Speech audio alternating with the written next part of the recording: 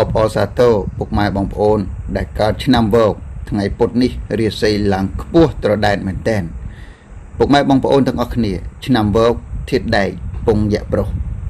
ពុកម៉ែបងប្អូនដែលកើតឆ្នាំវោកគឺរាសីថ្ងៃពុធនេះគឺឡើងខ្ពស់ត្រដែតមែនទែន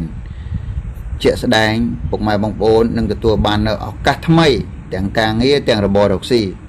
ដោយសារតែមានជំនួយពីមនុស្សនៅចិត្តខ្លួនពុកម៉ែបងប្អូនតែម្ដងពុកម៉ែបងប្អូនជួយវិញមើលតែអ្នកណានៅចិត្តខ្លួនពុកម៉ែបងប្អូនដែលចាំជួយបងប្អូនរីឯបញ្ហាទាំងប្រមាណដែលធ្លាប់កើតឡើងចំពោះពុកម៉ែបងប្អូន